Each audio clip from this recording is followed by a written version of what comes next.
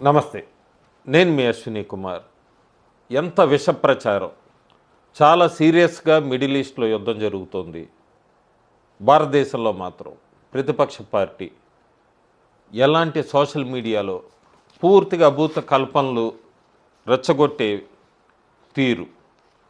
Defence minister Rajnath Singh అనని మాటల్ని, వీడియోల్ని మార్పు చేస్తూ పాకిస్తాన్ నుంచి కొంతమంది వీడియోస్ పంపిస్తారు. దాన్ని పోస్ట్ చేస్తూ ఉంటారు సోషల్ మీడియాలో.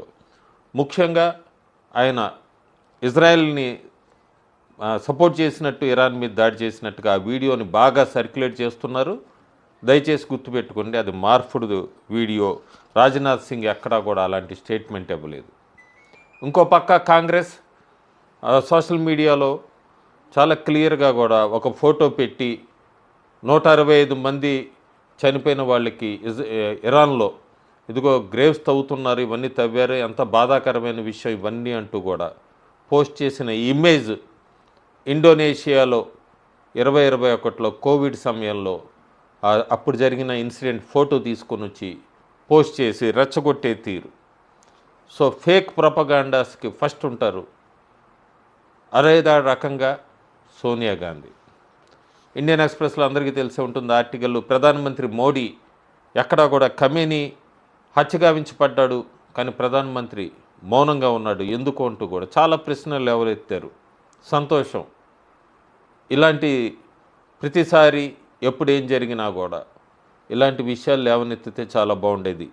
వాళ్ళ అధికారంలో ఉన్నప్పుడు కూడా అన్నీ తెలుసు సోనియా గాంధీకి. కేవలం ఇలాంటి ఆర్టికల్స్ వలన భారతదేశంలో ఎవరు మెప్పు పొందటానికో, విదేశీ వాళ్ళు ఏం చెప్తే దానికి సంబంధించో ఇవన్నీ తప్ప అక్కడ లోపల డెప్త్కి వెళ్తే మీనింగే ఉండదు. ఎందుకంటే ఆవిడ రాశారు, మోడీ గవర్నమెంట్ చాలా సైలెంట్గా ఉంది, ఖమేనీ దాని హత్య గురించి ఎక్కడా కూడా మాట్లాడలేదు. ఇండియా పార్లమెంట్లో ఖచ్చితంగా డిబేట్ జరగాలి, మోడీ దీని మీద చెప్పాలి అంటూ కూడా. ఒక్క ఆర్టికల్ కూడా బంగ్లాదేశ్లో హిందువుల మీద దాడి జరిగినప్పుడు ఎక్కడా కూడా అక్కడ రెస్పాన్స్ ఒక్క చిన్న ఆర్టికల్ లేదు. పాలస్తీనా గురించి కూడా లేదు. పోనీ అవన్నీ అనుకుందాము. ఈ ప్రభుత్వం సోనియా గాంధీ వీళ్ళు 2011లో గడాఫీ హత్యగావించబడ్డప్పుడు యూపీఏ ప్రభుత్వం ఉంది సెంటర్లో. గడాఫీ హత్యగావించబడ్డప్పుడు యూపీఏ ప్రభుత్వం కూడా ఎక్కడ ఏం మాట్లాడలేదు, సైలెంట్గానే ఉంది. అప్పట్లో పోనీ భారతదేశం లిబియాతో చాలా మంచి సత్సంబంధాలు ఉండేవి. దాదాపు 7 కేంద్ర మంత్రులు వీళ్ళందరూ కూడా లిబియాకి 2004 నుంచి 2007 వరకు ప్రణబ్ ముఖర్జీ సహా అందరూ కూడా వెళ్ళి వచ్చారు, ఆ దేశానికి వెళ్ళి వచ్చారు. కానీ యూపీఏ మరి ఎందుకు నిశ్శబ్దంగా ఉండిపోయిందంటే అక్కడ గడాఫీ ఆయన పెద్ద డిక్టేటరు, స్వతంత్ర కాశ్మీర్, ఇండిపెండెంట్ కాశ్మీర్కి మద్దతు ఇచ్చారు. సేమ్ అమాతుల్లే ఖమేనీ లాగే వీళ్ళిద్దరిలాగే. అందుకే మరి అప్పుడు యూపీఏ ప్రభుత్వం గడాఫీ హత్య మీద మౌనంగా ఎందుకుంది అంటే 2011లో యూపీఏ తప్పు చేసిందా, ప్రస్తుతం మోడీ ప్రభుత్వం చేసింది సరైందా? ఇది సోనియా గాంధీ చెప్పాలి. అంతేకాకుండా ప్రతిపక్షంలో ఉన్నప్పుడు ఒక విదేశాంగ విధానం, అధికారంలో మరొకటి, ఇలా ఎప్పుడూ కూడా 2 విధానాలు ఉండవు. గుర్తుపెట్టుకోవాలి ఈ పెద్ద పెద్ద పేజీలు ఫేక్ లెటర్స్ రాసేటప్పుడు. చాలామంది ఖండించలేదు అంటున్నారు. తెలుసుకోవాల్సిన విషయాలు ఇంకా ఉన్నాయి. ఓఐసీ ఉంటుంది, ఆర్గనైజేషన్ ఆఫ్ ఇస్లామిక్ కంట్రీసు, 57 దేశాల పైన ఉన్నాయి. కేవలం 10 కూడా లేవు, డబుల్ డిజిట్ కూడా లేవు.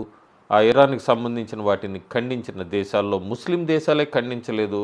భారతదేశంలో మాత్రం ప్రతిపక్ష పార్టీకి ఆ సోనియా గాంధీ రాసిన ఆర్టికల్ని రాహుల్ గాంధీ, ప్రియాంక వాద్రా లాంటి వాళ్ళంతా కూడా పెద్ద పెద్ద రీపోస్టులు చేస్తూ సంబంధం లేని ట్వీట్స్ చేయటం, ఇవన్నీ కూడా మనం మంగళవారం నాడు పొద్దునుంచి చూస్తూనే ఉన్నాం. చాలా ఆశ్చర్యం వేస్తుంది. ఖమేనీ హత్య భారతదేశంలో దాదాపు 95 లొకేషన్స్ పైన నిరసనలకు దిగారు. పూర్తిగా భారతదేశంలో 95 ప్లేసులు అంటే పెద్ద జియో పొలిటికల్, అట్లాగే సోషలాజికల్ పారాడాక్స్ మొత్తం మార్పు మొదలవుతుంది భారతదేశంలో అన్నది గుర్తుపెట్టుకోవాలి. కాశ్మీర్ లోయ నుండి ముంబై లేదా లక్నో వీధుల్లో వేలాది మంది ఒక విదేశీ మతనాయకుడు మరణాన్ని తట్టుకోలేక నిరసనలతో వీధుల్లోకి వచ్చారు. పోనీ ఆయన ఏమన్నా భారతదేశానికి సంబంధించి అంతర్గత రాజకీయాలపై ఏమన్నా ప్రత్యక్ష ప్రభావం ఉందా అంటే ఏమీ లేదు. అలాంటి వ్యక్తి హత్యగావించబడితే దాని మీద భారతదేశంలో మొత్తం కాశ్మీర్ నుండి కూడా ఇట్లా బయటకు వచ్చి నిరసనలు తెలపడం ఏంటి అనేది అందరినీ ఆశ్చర్యానికి గురి చేస్తోంది. ఈ నిరసనలు కూడా పూర్తిగా ఒక అంతర్జాతీయ గుర్తింపును చూపిస్తున్నాయి. ఉమ్మా అనే భావంలోని మత బంధాలు జాతీయ సరిహద్దులను మించి భారతదేశంలో కొంతమంది మధ్య ప్రాచ్య రాజకీయాలకు మానసికంగా కట్టిపడేస్తున్నాయి కూడా అంటున్నారు అందరూ కూడా.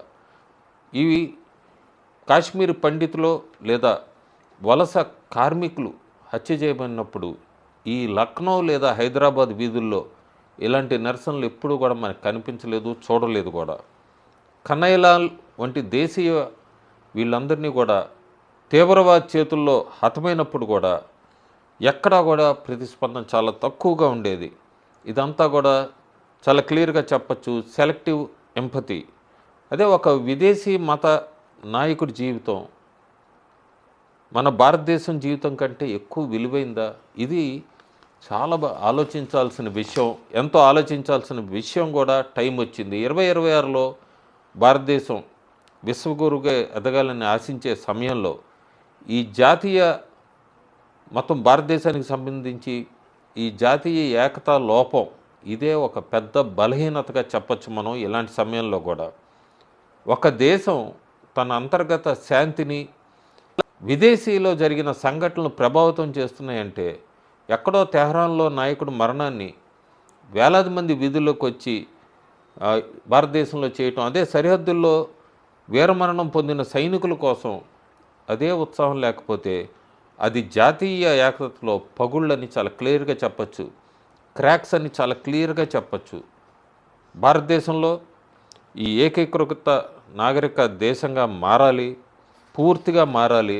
చివరికి అయితే ఒక ప్రశ్న ఎప్పుడు కలిచివేస్తూ ఉంటుంది, ఎప్పుడు కూడా వస్తూ ఉంటుంది. అదేంటంటే ఒక దేశపు హృదయ స్పందన హార్ట్ బీటు విదేశీ రాజధానితో కలిసిపోతే దేశీయ విషాదాల మీద మౌనం పాటిస్తే నిజంగా గుండెలు చేసుకొని అడగాల్సిన ప్రశ్న, ఆ దేశం నిజంగా సురక్షితంగా ఉందని చెప్పగలమా?